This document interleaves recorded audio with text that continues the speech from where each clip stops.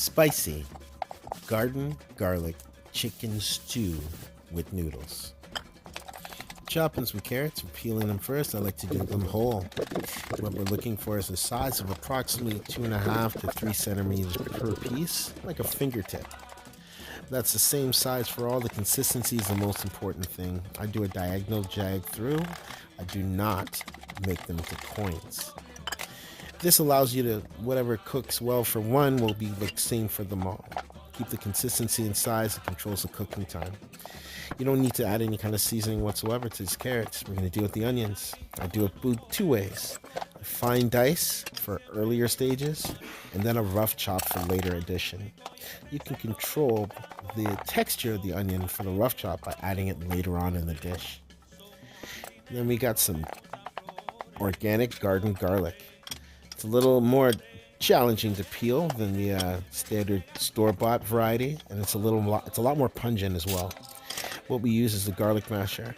I'm gonna do the whole palm stomp and then dismantle and remove this outer skin, and then we're gonna stick them in the masher whole. The pieces that you would normally trim off will get held behind in the masher as it is, and you want to have mashed garlic. It's simply much easier to manage into. It's much more pleasing on the palate when you come across it. Here come the gloves. So I'm going to be dealing with the jalapeno. Seeds in. It's approximately 1 to 2 tablespoons of pickled jalapenos. This would make it a very hot dish. It's also going to help me with the kale. You want to decrease the heat, decrease the jalapeno. For the kale, separate the leaves from the spine. It's a piece that looks like a little celery on each. And get it all ready. We're going to do a nice rough chop with all the kale. With the dynamic of the garlic and the jalapeno, you're going to remove or severely decrease that kale flavor. Now we're going to deal with the chicken. For this type of dish, I like to peel the chicken and have no chicken skin in whatsoever. These are legs with backs attached, or legs and thighs bone in. Over each leg is going to be cut in half, and each thigh will be cut twice, once through the bone and once separating a chunk of the meat. Once you've gotten all the meat all chopped, you can then apply your spices and give it a good massage. Get it worked in there. The marinade will have time to soak in. The longer, the better.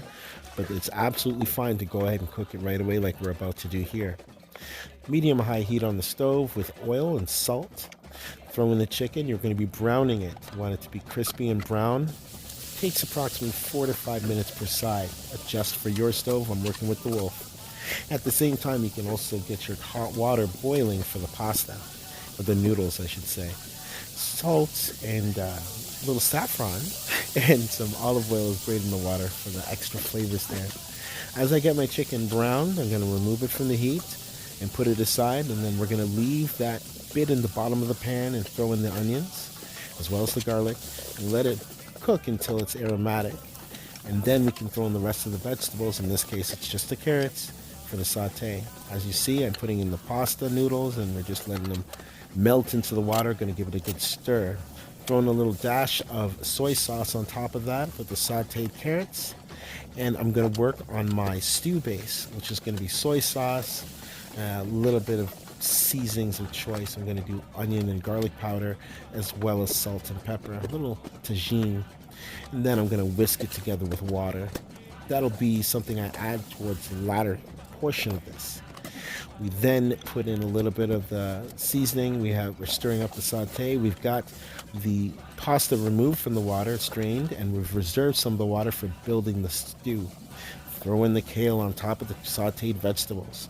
Add your brown meat and give it all a good stir, and you can add a little bit of water, and the stew base is going to be put into place shortly. You can also, if it's thin, you can add less and let it cook down and reduce it, or if it's too thick, you can add some more of the reserved water to get that consistency.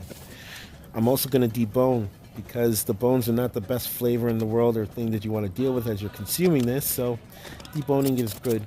We want to have the bone and the marrow in there for as long as possible for the cooking process, as it adds nutrients and depth to the dish. And I'm just doing a quick deboning with the fork, getting good chunks, and you can also use the remaining bones for other things later if you wish.